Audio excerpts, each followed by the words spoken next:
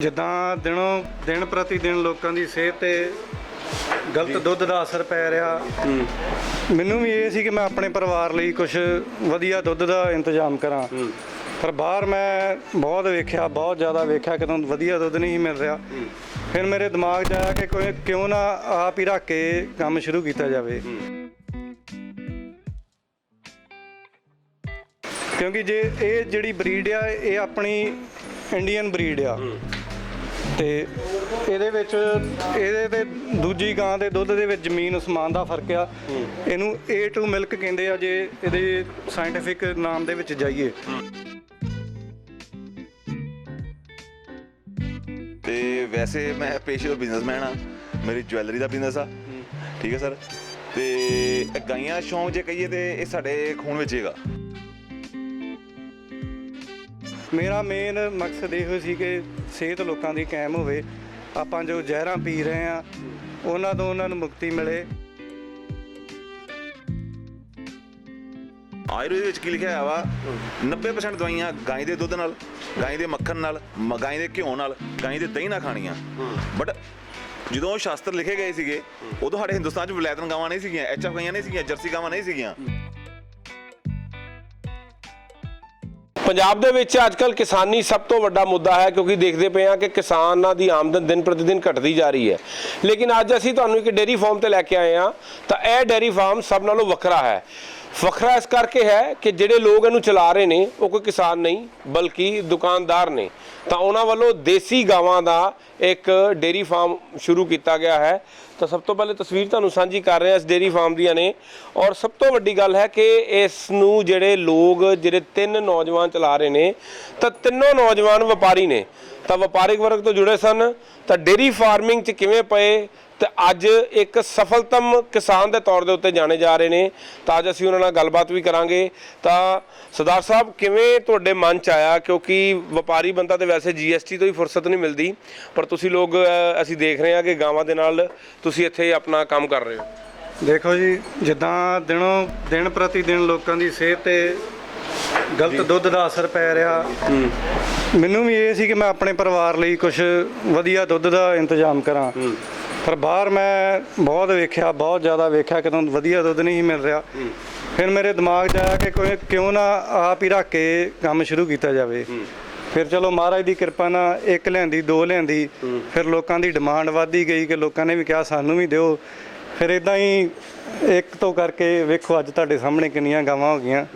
ਪਰ ਸਾਡਾ ਮੇਨ ਅਸੂਲ ਇਹੋ ਹੀ ਆ ਕਿ ਜਿੱਦਾਂ ਦਾ ਦੁੱਧ ਮੈਂ ਆਪਣੇ ਪਰਿਵਾਰ ਨੂੰ ਦੇ ਰਿਹਾ, ਉੱਦਾਂ ਦਾ ਹੀ ਦੁੱਧ ਮੈਂ ਲੋਕਾਂ ਨੂੰ ਦੇਵਾਂ। ਕਿਵੇਂ ਮਨ 'ਚ ਹੈ ਤੁਹਾਡਾ, ਕੀ ਕੰਮ ਕੀ ਹੈ ਬੇਸਿਕਲੀ, ਪੇਸ਼ੇ ਤੋਂ ਕੀ ਕਰਦੇ ਹੋ? ਬੇਸਿਕਲੀ ਮੈਂ ਸਰ ਦੇਖੋ, ਮੈਂ ਕੈਨੇਡਾ ਰਹਿ ਕੇ ਆਇਆ, 2-2.5 ਸਾਲ ਮੈਂ ਇੱਥੇ ਕੈਨੇਡਾ ਰਿਹਾ।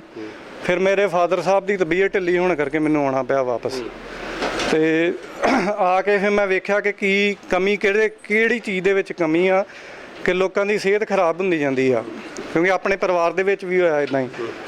ਫਿਰ ਮੈਂ ਥੋੜਾ ਮੇਰਾ ਦੁੱਧ ਵੱਲ ਧਿਆਨ ਗਿਆ ਤੇ ਥੋੜੀ YouTube ਤੋਂ ਸਰਚ ਕੀਤੀ ਤੇ ਪਤਾ ਲੱਗਾ ਕਿ ਵਲੈਤੀ ਗਾਵਾਂ ਤੇ ਦੇਸੀ ਗਾਵਾਂ ਦੇ ਦੁੱਧ ਦੇ ਵਿੱਚ ਕੀ ਫਰਕ ਆ, ਕਿਉਂਕਿ ਜੇ ਇਹ ਜਿਹੜੀ ਬਰੀਡ ਆ ਇਹ ਆਪਣੀ ਇੰਡੀਅਨ ਬਰੀਡ ਆ ਤੇ ਇਹਦੇ ਤੇ ਦੂਜੀ ਗਾਂ ਦੇ ਦੁੱਧ ਦੇ ਵਿੱਚ ਜ਼ਮੀਨ ਅਸਮਾਨ ਦਾ ਫਰਕ ਆ। ਇਹਨੂੰ A2 ਮਿਲਕ ਕਹਿੰਦੇ ਆ ਜੇ ਇਹਦੇ ਸਾਇੰਟੀਫਿਕ ਨਾਮ ਦੇ ਵਿੱਚ ਜਾਈਏ। ਇਹਦੇ ਵਿੱਚ ਇਹੋ ਜਿਹੇ ਪ੍ਰੋਟੀਨਸ ਆ ਕਿ ਜਿਹੜੇ ਮਨੁੱਖੀ ਸਿਹਤ ਲਈ ਬਹੁਤ ਵਧੀਆ, ਜਦ ਕਿ ਦੂਜੀ ਗਾਂ ਦੇ ਦੁੱਧ ਦੇ ਵਿੱਚ ਪ੍ਰੋਟੀਨਸ ਕੈਂਸਰ ਨੂੰ ਪੈਦਾ ਕਰਦੇ ਆ। ਵਲੈਤੀ ਗਾਂ ਦੇ? ਹਾਂਜੀ, ਵਲੈਤੀ ਗਾਂ ਦੇ। ਠੀਕ। ਬਾਕੀ ਇਹ ਚੀਜ਼ਾਂ ਮੈਂ ਸਰਚ ਕਰਕੇ ਤੇ ਫਿਰ ਹੌਲੀ ਹੌਲੀ ਕੰਮ ਸ਼ੁਰੂ ਕਰਤਾ, ਤੇ ਅੱਜ ਮਹਾਰਾਜ ਦੀ ਕਿਰਪਾ ਨਾਲ ਵੇਖੋ ਤੁਹਾਡੇ ਸਾਹਮਣੇ ਆ। ਤਸਵੀਰਾਂ ਤੁਹਾਨੂੰ ਸਾਂਝੀਆਂ ਕਰ ਰਹੇ ਹਾਂ, ਤਾਂ ਤੁਸੀਂ ਤੁਹਾਨੂੰ ਦੱਸਣਾ ਚਾਹੋਗੇ ਤਾਂ ਬੇਸਿਕਲੀ ਤੁਸੀਂ ਪਿੱਛੋਂ ਕਿਸਾਨ ਨਹੀਂ ਹੋ? ਨਹੀਂ, ਕਿਸਾਨ ਦੁਕਾਨਦਾਰੀ ਹੈ? ਹਾਂਜੀ, ਦੁਕਾਨਦਾਰੀ ਆ। ਤੇ ਉੱਦਾਂ ਦੁਕਾਨ ਮਨਿਆਰੀ ਦੀ ਦੁਕਾਨ ਹੈ, ਮਨਿਆਰੀ ਦੁਕਾਨ। ਹਾਂਜੀ। ਤਾਂ ਇਹ ਤੁਹਾਡੇ ਦੋਸਤ ਨੇ ਜਿਹੜੇ ਇਸ ਨਾਲ ਨੇ? ਇਹ ਦੋਸਤ ਆ, ਇਹਨਾਂ ਨਾਲ ਮੈਂ ਸਲਾਹ ਕੀਤੀ। ਅੱਛਾ ਜੀ। ਤੇ ਫਿਰ ਇਹ ਵੀ ਵਿੱਚ ਨਾਲ ਮੇਰੇ। ਆਓ ਭਾਜੀ, ਤੁਹਾਨੂੰ ਇੱਕ ਹੋਰ ਚੀਜ਼ ਦੱਸਣਾ ਚਾਹਾਂਗੇ, ਕਿਉਂਕਿ ਅਕਸਰ ਅਸੀਂ ਜਦੋਂ ਪੁਰਾਣੇ ਵਕਤਾਂ ਦੀ ਗੱਲ ਕਰਦੇ ਹਾਂ ਤਾਂ ਹਰ ਕੋਈ ਵਿਅਕਤੀ ਆਪਣੇ ਘਰ ਦੇ ਵਿੱਚ ਗਾਂ ਮੱਝ ਰੱਖਦਾ ਸੀ, ਖਾਸ ਕਰਕੇ ਗਾਂ ਰੱਖਦਾ ਸੀ, ਕਿਉਂਕਿ ਗਾਂ ਇੱਕ ਪਿਓਰਿਟੀ ਦੀ ਨਿਸ਼ਾਨੀ ਹੈ, ਇੱਕ ਧਾਰਮਿਕ ਤੌਰ ਤੇ ਵੀ ਜੁੜੀ ਹੈ। ਤਾਂ ਅਕਸਰ ਲੋਕ ਗਾਂ ਆਪਣੇ ਘਰ ਰੱਖਦੇ ਸੀ ਕਿ ਚਲੋ ਘਰ 'ਚ ਗਾਂ ਦਾ ਦੁੱਧ ਲਾਂਗੇ ਤੇ ਆਪਣਾ ਪਾਲਣ ਪੋਸ਼ਣ ਹੋ ਜਾਊਗਾ। ਲੇਕਿਨ ਇਹ ਵਿਅਕਤੀ ਜਿਹੜੇ ਨੇ, ਸਭ ਤੋਂ ਵੱਡੀ ਗੱਲ ਹੈ ਕਿ ਅਕਸਰ ਤੁਸੀਂ ਡੇਅਰੀ ਫਾਰਮਿੰਗ ਦੇ ਵਿੱਚ ਜਿਹੜੇ ਨੇ ਲੋਕ ਦੇਖੇ ਹੋਣਗੇ ਜਿਹੜੇ ਕਿ ਕਿਸਾਨ ਨੇ। ਸਰ ਤੁਹਾਡਾ ਨਾਮ? ਸਰ ਮੇਰਾ ਨਾਮ ਮਨਦੀਪ ਆ ਤੇ ਵੈਸੇ ਮੈਂ ਪੇਸ਼ੇ ਤੋਂ ਬਿਜ਼ਨਸਮੈਨ ਆ। ਮੇਰੀ ਜਵੈਲਰੀ ਦਾ ਬਿਜ਼ਨਸ ਆ, ਠੀਕ ਹੈ ਸਰ। ਤੇ ਇਹ ਗਾਈਆਂ ਦਾ ਸ਼ੌਂਕ ਜੇ ਕਹੀਏ ਤੇ ਇਹ ਸਾਡੇ ਖੂਨ ਵਿੱਚ ਹੈਗਾ। ਮੇਰੇ ਦਾਦਾ ਜੀ ਪੜਦਾਦਾ ਜੀ ਇੰਨਾ ਗਾਈਆਂ ਦਾ ਕੰਮ ਕਰਦੇ ਰਹੇ ਆ, ਬਸ ਕੁਝ ਸਰਕਮਸਟੈਂਸਿਸ ਇਹੋ ਜਿਹੇ ਬਣ ਗਏ ਕਿ ਸਾਨੂੰ ਇਹ ਕੰਮ ਛੱਡਣਾ ਪਿਆ। ਪਰ ਤੁਸੀਂ ਰਹਿੰਦੇ ਕਿੱਥੇ ਹੋ? ਮੈਂ ਜੰਡਿਆਲਾ ਗੁਰੂ ਜੀ। ਜੰਡਿਆਲਾ ਗੁਰੂ ਜੀ। ਤਾਂ ਕੰਮ ਕੀ ਆਪਣਾ ਜਵੈਲਰੀ ਦਾ ਬਿਜ਼ਨਸ ਆ ਸਰ। ਤੇ ਇਹ ਇੱਧਰ ਕਿਵੇਂ ਆ ਗਏ ਫਿਰ? ਮੈਂ ਤੁਹਾਨੂੰ ਦੱਸਿਆ ਕਿ ਸਾਡੇ ਖੂਨ ਵਿੱਚ ਹੀ ਹੈਗਾ ਇਹ। ਸਾਡੇ ਦਾਦੇ ਪੜਦਾਦੇ ਜਿਹੜੇ ਸੀ ਇਸ ਦਾ ਗਾਈਆਂ ਦਾ ਮੱਝਾਂ ਦਾ ਬਹੁਤ ਕਰਦੇ ਸੀ ਵਪਾਰ, ਬਹੁਤ ਸੇਵਾ ਕਰਦੇ ਸੀਗੇ। ਬਸ ਕੁਝ ਪਿਛਲੇ 10 ਸਾਲ ਪਹਿਲਾਂ ਅਸੀਂ ਉਹਨੂੰ ਛੱਡਤਾ, ਕੁਝ ਸਰਕਮਸਟੈਂਸਿਸ ਇਹੋ ਬਣ ਗਏ। ਫਿਰ ਮਨ ਵਿੱਚ ਤੇ ਕਸਕ ਰਹਿੰਦੀ ਸੀਗੀ ਕਿ ਗਾਂ ਘਰ ਵਾਸਤੇ ਜ਼ਰੂਰ ਰੱਖਣੀ ਆ, ਪਰ ਰੱਖਣੀ ਦੇਸੀ ਆ। ਬਸ ਉਧਰ ਹੀ ਫਿਰ ਅਸੀਂ ਵਾਪਸ ਮੁੜ ਕੇ ਆ ਗਏ। ਤਾਂ ਤਸਵੀਰਾਂ ਤੁਹਾਨੂੰ ਸਾਂਝੀਆਂ ਕਰ ਰਹੇ ਹਾਂ, ਤੁਸੀਂ ਵੇਖ ਸਕਦੇ ਹੋ ਕਿ ਸੇਵਾ ਵੀ ਜਿਹੜੀ ਹੈ ਗਾਂਵ ਦੀ ਆਪ ਖੁਦ ਹੀ ਕਰਦੇ ਨੇ।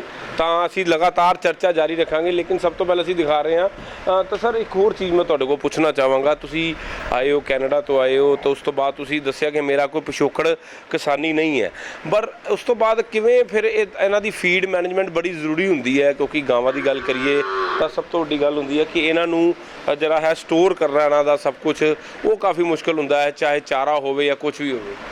ਹਾਂਜੀ, ਫੀਡ ਮੈਨੇਜਮੈਂਟ ਇਹਨਾਂ ਦੀ ਇਦਾਂ ਆ ਜੀ, ਆਪਣੇ ਭਾਜੀ ਇਹ ਕਰਦੇ ਆ ਫੀਡ ਮੈਨੇਜਮੈਂਟ ਦਾ ਸਾਰਾ, ਕਿਉਂਕਿ ਇਹ ਯੂਨੀਵਰਸਿਟੀ ਹੈ, ਇਹਨਾਂ ਨੂੰ ਸਾਰਾ ਪਤਾ, A to Z ਨੌਲੇਜ ਹੈ ਇਹਨਾਂ ਨੂੰ। ਆਪਾਂ ਨਹੀਂ ਲੱਗਾ ਵਪਾਰੀ ਆਦਮੀ ਨੂੰ ਤਾਂ ਬਹੁਤ ਡਰ ਜਿਹਾ ਲੱਗਦਾ ਕਿ ਯਾਰ ਮੈਂ ਰਿਸਕ ਲੈ ਰਿਹਾ ਜੀ? ਕੋਈ ਡਰ ਨਹੀਂ ਲੱਗਾ। ਮੇਰਾ ਮੇਨ ਮਕਸਦ ਇਹੋ ਸੀ ਕਿ ਸਿਹਤ ਲੋਕਾਂ ਦੀ ਕਾਇਮ ਹੋਵੇ। ਆਪਾਂ ਜੋ ਜ਼ਹਿਰਾਂ ਪੀ ਰਹੇ ਆ ਉਹਨਾਂ ਤੋਂ ਉਹਨਾਂ ਨੂੰ ਮੁਕਤੀ ਮਿਲੇ। ਕਿਆ ਇੱਥੋਂ ਤੁਸੀਂ ਵੀ ਪ੍ਰਭਾਵਿਤ ਹੋਏ? ਕੋਈ ਇੱਦਾਂ ਫੈਮਿਲੀ 'ਚ ਹੋਇਆ ਕੁਝ ਇੱਦਾਂ ਦਾ ਕਿ ਜ਼ਹਿਰ ਕਰਕੇ ਕੁਝ? ਹਾਂਜੀ, ਮੇਰੇ ਪਰਿਵਾਰ 'ਚ ਮੇਰੇ ਮਾਤਾ ਜੀ ਗੁਜ਼ਰ ਗਏ ਆ ਤੇ ਡੈਡੀ ਦੀ ਵੀ ਸਿਹਤ ਖਰਾਬ ਆ।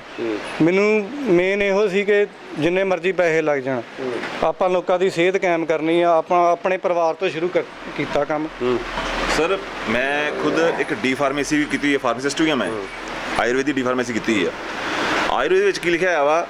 90% ਦਵਾਈਆਂ ਗਾਂ ਦੇ ਦੁੱਧ ਨਾਲ, ਗਾਂ ਦੇ ਮੱਖਣ ਨਾਲ, ਗਾਂ ਦੇ ਘਿਓ ਨਾਲ, ਗਾਂ ਦੇ ਦਹੀਂ ਨਾਲ ਖਾਣੀਆਂ। ਬਟ ਜਦੋਂ ਸ਼ਾਸਤਰ ਲਿਖੇ ਗਏ ਸੀਗੇ ਉਦੋਂ ਸਾਡੇ ਹਿੰਦੁਸਤਾਨ 'ਚ ਵਲੈਤਨ ਗਾਵਾਂ ਨਹੀਂ ਸੀਗੀਆਂ, HF ਗਾਈਆਂ ਨਹੀਂ ਸੀਗੀਆਂ, ਜਰਸੀ ਗਾਵਾਂ ਨਹੀਂ ਸੀਗੀਆਂ। ਇਹ ਅੱਜ ਲੋਕਾਂ ਨੇ ਦੁੱਧ ਵਧਾਉਣ ਲਈ ਇਹ ਚੀਜ਼ ਕਰ ਲਈ ਆ। ਅਦਰਵਾਈਜ਼ ਤੇ ਜਿੰਨੀਆਂ ਵੀ ਦਵਾਈਆਂ ਲਿਖੀਆਂ ਗਈਆਂ ਵਾ, ਜੋ ਵੀ ਲਿਖਿਆ ਗਿਆ ਵਾ, ਪ੍ਰੋਟੀਨ ਜੋ ਵੀ ਖਾਣ ਪੀਣ ਵਾਸਤੇ ਲਿਖਿਆ ਗਿਆ, ਉਹ ਦੇਸੀ ਗਾਈਆਂ ਦਾ ਦੁੱਧ ਲਿਖਿਆ ਗਿਆ ਵਾ। ਤੇ ਪਰ ਅੱਜ ਕੀ ਹੋ ਗਿਆ ਵਾ, ਦੁੱਧ ਦੀ ਪ੍ਰੋਡਕਸ਼ਨ ਵਧਾਉਣ ਲਈ HF ਗਾਈਆਂ ਲਿਆਂਦੀਆਂ। ਜਿਨ੍ਹਾਂ ਵੇਖੋ ਅੱਜ ਹਰ ਘਰ 'ਚ, ਜਿਸ ਘਰ ਫਰੂਟ ਨਹੀਂ ਜਾ ਰਿਹਾ, ਡਰਾਈ ਫਰੂਟ ਨਹੀਂ ਜਾ ਰਿਹਾ, ਉਹਦੇ ਘਰ ਦੁੱਧ ਕਿਲੋ ਜ਼ਰੂਰ ਜਾ ਰਿਹਾ ਵਾ। ਪਰ ਦੇ ਸੋਚਣ ਵਾਲੀ ਗੱਲ ਹੈ ਕਿ ਦੁੱਧ ਨਾਲ ਹੀ ਸਭ ਦੀ ਸਿਹਤ ਖਰਾਬ ਹੋ ਰਹੀ ਫਿਰ, ਕਿਉਂਕਿ ਬੱਚੇ ਵੀ ਪੀ ਰਹੇ ਆ। ਹੁਣ ਸਾਡੇ ਵੱਡੇ ਸੀਗੇ ਨਾ, ਸਾਡੇ ਘਰ ਕੋਈ ਬੱਚਾ ਪੈਦਾ ਹੋਣਾ ਨਾ, ਤੇ ਉਹਨਾਂ ਨੇ ਕਹਿਣਾ ਇੱਕ ਗਾਂ ਲਿਆਓ ਵੱਖਰੀ, ਇਹ ਬੱਚਾ ਦੁੱਧ ਉਹਦਾ ਹੀ ਪੀਏਗਾ। ਪਰ ਅੱਜ ਕੀ ਹੋ ਰਿਹਾ ਵਾ, ਉਹ ਜੋ ਮਿਲੀ ਜਾਂਦਾ, ਜੋ ਮਿਲੀ ਜਾ ਰਿਹਾ ਮਾਰਕੀਟ ਵਿੱਚ, ਪਤਾ ਹੀ ਨਹੀਂ ਕੀ ਆ। ਇੰਨੀਆਂ ਤਾਂ ਗਾਵਾਂ ਨਹੀਂ ਲੋਕਾਂ ਕੋਲ ਜਿਹਨਾਂ ਦੁੱਧ ਪ੍ਰੋਡਕਸ਼ਨ ਆ ਰਹੀ ਆ, ਇਹ ਕਿੱਥੋਂ ਆ ਰਹੀ ਆ? ਇਹ ਚੀਜ਼ ਸਭ ਤੋਂ ਵੱਡੀ ਇੰਪੋਰਟੈਂਟ ਹੈ। ਤਾਂ ਤੁਸੀਂ ਵੇਖਦੇ ਹੋ ਕਿ ਇੱਥੇ ਗਾਵਾਂ ਨੇ, ਪਰ ਸਰ ਇਹਨਾਂ ਦੀ ਮਾਰਕੀਟਿੰਗ ਦਾ ਫਿਰ ਸਰ ਕੀ ਸੀਨ ਹੈ? ਮਾਰਕੀਟਿੰਗ ਕਿੱਦਾਂ ਕਰਦੇ ਹੋ? ਕਿੱਦਾਂ ਦੁੱਧ ਵਿਕਦਾ ਤੁਹਾਡਾ? ਉਹਦੇ ਬਾਰੇ ਸਾਨੂੰ ਜਾਣਕਾਰੀ ਦਿਓ, ਕਿਉਂਕਿ ਕਿਸੇ ਵੀ ਆਪਾਂ ਫਸਲੀ ਵਿਭਿੰਨਤਾ ਦੀ ਗੱਲ ਕਰ ਲਈਏ ਤਾਂ ਸਭ ਤੋਂ ਜ਼ਰੂਰੀ ਹੁੰਦਾ ਕਿ ਇਹਦੀ ਮਾਰਕੀਟਿੰਗ, ਕਿਉਂਕਿ ਦੁੱਧ ਵੇਚਣਾ ਕਿਵੇਂ ਹੈ, ਕਿਉਂਕਿ ਦੁੱਧ ਦੀ ਪ੍ਰੋਡਕਸ਼ਨ ਬਹੁਤ ਜ਼ਿਆਦਾ ਰੋਜ਼ ਦਾ ਤੁਹਾਡਾ ਪ੍ਰੋਡਕਟ ਆਉਂਦਾ, ਤੇ ਫਿਰ ਕਿਵੇਂ ਵੇਚਦੇ ਹੋ? ਸਰ ਦੇਖੋ, ਸਾਡਾ ਮੇਨ ਟੀਚਾ ਵਾ ਪਹਿਲਾਂ ਦੇ ਕਿ ਲੋਕਾਂ ਨੂੰ ਫਰੈਸ਼ ਮਿਲਕ ਦਿੱਤਾ ਜਾਵੇ। ਹਰ ਵੇਲੇ ਦੇਖੋ ਫਰੈਸ਼ ਮਿਲਕ ਦਿੱਤਾ ਜਾਵੇ। ਆ ਹੁਣੇ ਗਾਈਆਂ ਚੋਈਆਂ ਵਾ ਥੋੜੀਆਂ ਜੀਆਂ, ਉਹਨਾਂ ਦਾ ਦੇਖੋ ਫਰੈਸ਼ ਮਿਲਕ ਬਿਲਕੁਲ। ਇਹਨੂੰ ਲਗਭਗ ਲੋਕ ਇੱਥੋਂ ਹੀ ਲੈ ਜਾਂਦੇ ਆ, ਕੁਝ ਪਰਸੈਂਟ ਜਿਨ੍ਹਾਂ ਨੂੰ ਅਸੀਂ ਬੰਦੇ ਰੱਖੇ ਹੋਏ ਆ, ਜਿਨ੍ਹਾਂ ਨੂੰ ਅਸੀਂ ਉਹਨਾਂ ਦੇ ਘਰ ਡਿਲੀਵਰੀ ਵੀ ਦੇਈਦੀ ਆ। ਪਰ ਇਹ ਸਾਡਾ ਮੇਨ ਟੀਚਾ ਇਹੀ ਹੈ ਕਿ ਲੋਕਾਂ ਨੂੰ ਫਰੈਸ਼ ਮਿਲੇਗੇ। ਇਹ ਨਹੀਂ ਹੈ ਕਿ ਸਵੇਰ ਵਾਲਾ ਤੋਂ ਸ਼ਾਮ ਨੂੰ ਦੇ ਦਿੱਤਾ, ਸ਼ਾਮ ਵਾਲਾ ਤੋਂ ਸਵੇਰ ਨੂੰ ਦੇ ਦਿੱਤਾ। ਹਾਂ, ਟਾਈਮ ਤੇ ਤੁਸੀਂ ਦੋ ਹਾਂ ਫਰੈਸ਼ ਕਰਨਾ। ਹਾਂ, ਦੋਨੋਂ ਟਾਈਮ ਹੀ ਦੁੱਧ ਅਸੀਂ ਜਿਹਨੂੰ ਕਹਿੰਦੇ ਆ ਕਿ ਸਾਡਾ ਸੇਲ ਆਊਟ ਹੋ ਜਾਂਦਾ। ਹਾਂ, ਕੁਝ ਨਹੀਂ ਪਾਈਦਾ। ਕਿੰਨੇ ਲੀਟਰ ਰੋਜ਼ ਦਾ ਦੁੱਧ ਇੱਕ ਟਾਈਮ ਦਾ ਲਗਭਗ 50 ਤੋਂ 55 ਲੀਟਰ 60 ਲੀਟਰ ਤੱਕ ਜਾਂਦਾ ਪਿਆ ਆਪਣਾ ਦੁੱਧ। 60 ਲੀਟਰ? ਹਾਂਜੀ 60 ਲੀਟਰ ਦੁੱਧ ਜਾ ਰਿਹਾ। ਤੇ 60 ਲੀਟਰ ਦੁੱਧ ਜਿਹੜਾ ਨਿਕਲ ਜਾਂਦਾ? ਹਾਂਜੀ 60 ਲੀਟਰ ਦੁੱਧ 50 ਦਾ ਸਵੇਰੇ ਮੁੱਕ ਜਾਂਦਾ, ਸ਼ਾਮ ਨੂੰ ਵੀ ਉਸੇ ਹਿਸਾਬ ਨਾਲ ਮੁੱਕ ਜਾਂਦਾ, ਬਚਦਾ ਕੁਝ ਨਹੀਂ ਜੇ। ਲੋਕਾਂ ਨੂੰ ਜਿਨ੍ਹਾਂ ਨੂੰ ਇਸ ਦੀ ਖਾਸੀਅਤ ਪਤਾ ਗਾਈਆਂ ਦੇ ਦੁੱਧ ਦੀ, ਉਹ ਤੇ ਹੱਥੋਂ ਹੱਥ ਲੈ ਰਹੇ ਆ। ਪਰ ਕੁਝ ਲੋਕ ਅੱਜ ਵੀ ਉਹੀ ਲੱਗੇ ਹੋਏ ਆ ਕਿ ਸਾਨੂੰ 30 ਰੁਪਏ ਕਿਲੋ ਮਿਲ ਜਾਵੇ, 40 ਰੁਪਏ ਕਿਲੋ ਮਿਲ ਜਾਵੇ। ਉਹ ਦੇਖੋ ਸਰ, ਮੈਂ ਅੱਗੇ ਪਹਿਲਾਂ ਤੁਹਾਨੂੰ ਗੱਲ ਕਹੀ ਆ ਕਿ ਪਿੰਡਾਂ ਵਿੱਚ ਦੁੱਧ ਆ ਰਿਹਾ ਵਾ, ਪਰ ਉਹਨੇ ਤਾਂ ਉੱਥੇ ਪਸ਼ੂ ਨਹੀਂ ਹੈਗੇ। ਉਹ ਦੁੱਧ ਕਿੱਥੋਂ ਆ ਰਿਹਾ ਵਾ, ਉਹ ਕਿਸ ਤਰ੍ਹਾਂ ਵਾਰਾ ਖਾ ਰਿਹਾ। ਦੇਖੋ ਸਰ, ਰਾਸ਼ਨ ਇੰਨਾ ਮਹਿੰਗਾ ਹੋ ਗਿਆ। ਅੱਜ ਤੋਂ ਮੈਂ 2 ਸਾਲ ਪਹਿਲਾਂ ਜਦੋਂ ਸ਼ੁਰੂ ਕੀਤਾ ਸੀਗਾ, ਤੇਲ 80 ਰੁਪਏ ਲੀਟਰ ਸੀਗਾ, ਤੇ ਗਾਈਆਂ ਨੂੰ ਤੇਲ ਬਹੁਤ ਜ਼ਰੂਰੀ ਆ। ਅੱਜ 200 ਰੁਪਏ ਲੀਟਰ ਆ, ਉਹ ਕਿਸ ਤਰ੍ਹਾਂ ਵਾਰਾ ਖਾਊਗਾ। ਖਲ ਦੀ ਬੋਰੀ 1300 ਰੁਪਏ ਕਿਲੋ ਬੋਰੀ ਸੀਗੀ, 1300 ਦੀ, ਅੱਜ ਉਹ ਬੋਰੀ 2400 ਰੁਪਏ ਦੀ ਆ। ਰਾਸ਼ਨ ਇੰਨਾ ਮਹਿੰਗਾ ਹੋ ਗਿਆ, ਪਰ ਅਸੀਂ ਜਦੋਂ ਦਾ ਰੇਟ ਸਟਾਰਟ ਕੀਤਾ ਉਹੀ ਚੱਲ ਰਿਹਾ, ਅਸੀਂ ਵਧਾ ਨਹੀਂ ਰਹੇ ਅਜੇ। ਤਾਂ ਸਰ ਇੱਕ ਹੋਰ ਚੀਜ਼ ਹੈ, ਕੁਝ ਟੈਗਿੰਗ ਵਗੈਰਾ ਕੀਤੀ ਗਈ ਹੈ ਤੁਹਾਡੇ ਵੱਲੋਂ? ਇਹ ਪਿੱਛੋਂ ਹੋ ਕੇ ਆਉਂਦੀ ਹੈ ਇਹ ਕੁਝ ਟੈਗਿੰਗਸ ਨੇ, ਕੁਝ ਕੰਨ ਦੇ ਵਿੱਚ ਉਹਦੇ ਜਿਹੜੇ ਇਹ ਟੈਗਿੰਗ ਨਾ ਕੁਝ ਗਾਈਆਂ ਅਸੀਂ ਜਿਵੇਂ ਗੰਗਾਨਗਰ ਤੋਂ ਲੈਂਦੀਆਂ, ਉਸ ਏਰੀਏ ਵਿੱਚ ਹੀ ਉਹਨਾਂ ਦੀ ਟੈਗਿੰਗ ਆਪਣੀ ਸੀਗੀ, ਸਾਡੀ ਆਪਣੀ ਹਜੇ ਕੋਈ ਟੈਗਿੰਗ ਨਹੀਂ ਹੈ। ਅਸੀਂ ਆਪਣੀ ਟੈਗਿੰਗ ਲਈ ਕਰ ਰਹੇ ਹਾਂ। ਕ੍ਰਾਸ ਕਿਵੇਂ ਕਰਵਾਉਂਦੇ ਜੀ? ਸਰ ਬੁੱਲ ਵੀ ਰੱਖਿਆ ਹੈ ਆਪਣਾ, ਸਾਈਵਾਲ ਦਾ ਪਿਓਰ ਬੁੱਲ ਲਿਆਂਦਾ ਵਾ, ਅੱਜ ਉਹਦੀ ਕੀਮਤ ਲੱਖ ਰੁਪਏ ਬੁੱਲ ਦੀ ਆ। ਫਿਰ ਮੈਂ ਆਪਣਾ ਸਿਲੰਡਰ ਬਣਾਇਆ ਵਾ, ਹਿਸਾਰ ਯੂਨੀਵਰਸਿਟੀ ਦੇ ਜਿਹੜੇ ਬੈਸਟ ਬੁੱਲ ਹੈਗੇ ਆ, ਨੂਰ, ਬੱਬਰ, ਅਸੀਂ ਉਹਨਾਂ ਦੀ ਵੀ ਕੋਸ਼ਿਸ਼, ਉਹਨਾਂ ਦੇ ਸੀਮਨ ਆਪਣੇ ਤੇ ਲਿਆ ਕੇ ਆਪਣੇ ਲਗਵਾਈ ਦੇ। ਕੋਈ ਇਹ ਨਹੀਂ ਕਹੀਦਾ ਜਿਹੜਾ ਮਰਜ਼ੀ ਲਗਾ ਜਾਓ। ਅਸੀਂ ਆਪਣੀ ਬਰੀਡਿੰਗ ਵੀ ਕਰ ਰਹੇ ਹਾਂ, ਆਪਣੀ ਬਰੀਡ ਤਿਆਰ ਕਰ ਰਹੇ ਹਾਂ। ਆਹ ਦੇਖੋ ਬੁੱਲ ਜਿਹੜੇ ਆ, ਬੱਚੇ ਜਿਹੜੇ ਆ, ਬੱਚੀਆਂ ਵਾ, ਇਹ ਅਸੀਂ ਆਪਣੇ ਹੀ ਇੱਥੇ ਸੀਮਨ ਲਗਵਾ ਕੇ ਤਿਆਰ ਕੀਤੇ ਆ। ਇਹ ਕੋਈ ਬਾਹਰੋਂ ਸੀਮਨ ਨਹੀਂ ਲਗਵਾਉਂਦੇ। ਹੁਣ ਦੇਖੋਗੇ ਇਹਨਾਂ 'ਚ ਵੀ ਨਸਲ 'ਚ ਪਿਓਰਟੀ ਆ ਰਹੀ ਆ। ਸਾਡਾ ਮੇਨ ਮਕਸਦ ਇਹ ਹੈ ਕਿ ਨਸਲ ਨਹੀਂ ਖਤਮ। ਦੇਖੋ ਸਰ, ਸਿੰਪਲ ਜੀ ਗੱਲ ਆ, ਸਾਡੇ ਏਰੀਆ ਵਿੱਚ, ਪੰਜਾਬ ਵਿੱਚ ਲਗਭਗ ਦੇਸੀ ਨਸਲ ਖਤਮ ਹੋ ਚੁੱਕੀ ਆ। ਦੇਸੀ ਨਸਲ, ਹਾਂ, ਤਕਰੀਬਨ ਹੁਣ ਜਿੰਨੀਆਂ ਵੀ ਗਾਈਆਂ ਆ ਰਹੀਆਂ, ਇਹ 'ਚੋਂ 90% ਸਾਡੀਆਂ ਰਾਜਸਥਾਨ 'ਚੋਂ ਆਈਆਂ, 10% ਸਾਡੀਆਂ ਗਾਈਆਂ ਹਰਿਆਣੇ 'ਚੋਂ ਆਈਆਂ ਜੀ। ਹਰਿਆਣੇ ਚੋਂ ਆਈਆਂ। ਪੰਜਾਬ ਇਹ ਨਸਲ ਮਿਲਦੀ ਨਹੀਂ ਪਈ, ਪ੍ਰੋਬਲਮ ਬੜੀ ਵੱਡੀ ਹੋ ਗਈ ਜੀ। ਤਾਂ ਮਤਲਬ ਸਭ ਤੋਂ ਪਹਿਲਾਂ ਸ਼ੁਰੂਆਤ ਹੀ ਪੰਜਾਬ ਤੋਂ ਹੋਈ। ਹਾਂ, ਜਦ ਕਿ ਹੈ ਸਾਹੀਵਾਲ ਨਸਲ ਜਿਹੜੀ ਆ, ਉਹ ਚਲੋ ਪਾਕਿਸਤਾਨੀ ਸਾਹੀਵਾਲ ਪਾਕਿਸਤਾਨ ਦੇ ਕਹਿੰਦੇ ਆ, ਪਰ ਪੰਜਾਬ ਵਿੱਚ ਵੀ ਇਹੀ ਸੀਗੀ।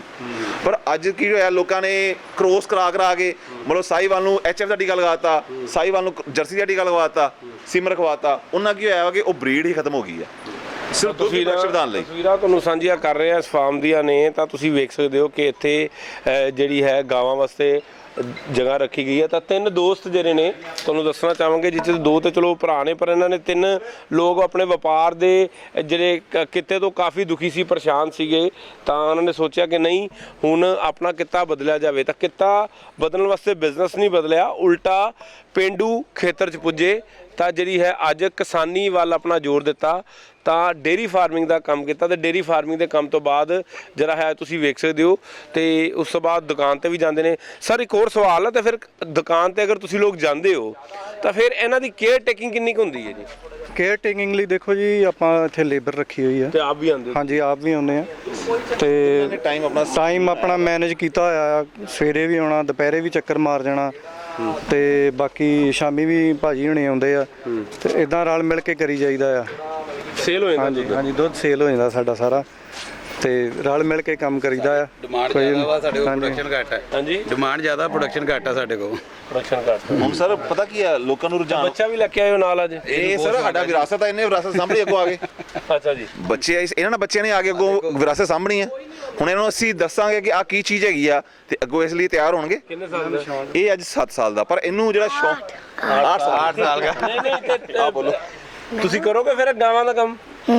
ਕਰੋਗੇ? ਇਹਨੂੰ ਬਹੁਤ ਸ਼ੌਂਕ ਗਾਈਆਂ ਦਾ ਜੀ। ਇਹਨੇ ਗਾਈ ਦੇ ਥੱਲੇ ਭਾ ਦੋ ਭਾਵੇਂ, ਇਹ ਚੋਣੀ ਨਹੀਂ ਆਂਦੀ, ਪਰ ਚੋਰ ਨੂੰ ਵੀ ਤਿਆਰ ਆਏ। ਹਾਂ, ਤਸਵੀਰਾਂ ਤੁਹਾਨੂੰ ਸਾਂਝੀਆਂ ਕੀਤੀਆਂ ਨੇ ਇੱਕ ਸਫਲਤਮ ਕਿਸਾਨ ਦੀਆਂ ਨੇ। ਕਿਸਾਨ ਨਹੀਂ ਖਿਆ ਕਹਿ ਕਿ, ਕਿਉਂਕਿ ਇੱਕ ਜਿਹੜੇ ਸ਼ਹਿਰੀ ਪੱਧਰ ਦੇ ਲੋਕ ਨੇ, ਜਿਹੜੇ ਕਿ ਅਕਸਰ ਵਪਾਰ ਦੇ ਵਿੱਚ ਬਿਜ਼ੀ ਹੁੰਦੇ ਨੇ, ਖਾਸ ਕਰਕੇ ਅਗਰ ਕਿਹਾ ਜਾਵੇ ਤਾਂ ਅੱਜਕੱਲ੍ਹ GST ਦਾ ਪੇਚਾ ਬੜਾ ਪੈਂਦਾ ਹੈ। ਤੇ ਇਹ ਵਪਾਰੀਆਂ ਨੂੰ ਲੱਗਾ ਕਿ ਸ਼ਾਇਦ ਹੁਣ ਕੁਝ ਅਲੱਗ ਕਰਨ ਦੀ ਲੋੜ ਹੈ। ਤਾਂ ਉਸ ਤੋਂ ਬਾਅਦ ਇਹਨਾਂ ਨੇ ਇੱਕ ਨਵਾਂ ਮੁਕਾਮ ਹਾਸਲ ਕੀਤਾ। ਤਾਂ ਉਸ ਤੋਂ ਬਾਅਦ ਜਿਹੜਾ ਹੈ ਲੋਕ ਅੱਜ ਇਹਨਾਂ ਨਾਲ ਜੁੜਨੇ ਸ਼ੁਰੂ ਹੋ ਗਏ ਨੇ। ਤਾਂ ਇਹਨਾਂ ਦੀ ਇੱਕ ਪਿੰਡ ਦੇ ਵਿੱਚ ਡੇਅਰੀ ਹੈ, ਲੇਕਿਨ ਇਹਨਾਂ ਦੀ ਜਿਹੜਾ ਦੁੱਧ ਹੈ ਉਹ ਅੰਮ੍ਰਿਤਸਰ ਦੇ ਆਸ-ਪਾਸ ਇਲਾਕਿਆਂ ਜਾਂਦਾ ਹੈ। ਔਰ ਸਭ ਤੋਂ ਵੱਡੀ ਗੱਲ ਹੈ ਕਿ ਲੋਕ ਆਪਣੇ ਆਪ ਲੈ ਜਾਂਦੇ ਨੇ। ਦੁੱਧ ਕਾਫੀ ਮਹਿੰਗਾ ਹੈ, ਪਰ ਉਹਨਾਂ ਦਾ ਕਹਿਣਾ ਹੈ ਕਿ ਉਹ ਇੱਕ ਚੰਗੀ ਚੀਜ਼ ਆਮ ਜਨਤਾ ਨੂੰ ਦੇ ਰਹੇ ਨੇ। Sumit Khanna, great Punjab TV, Amritsar.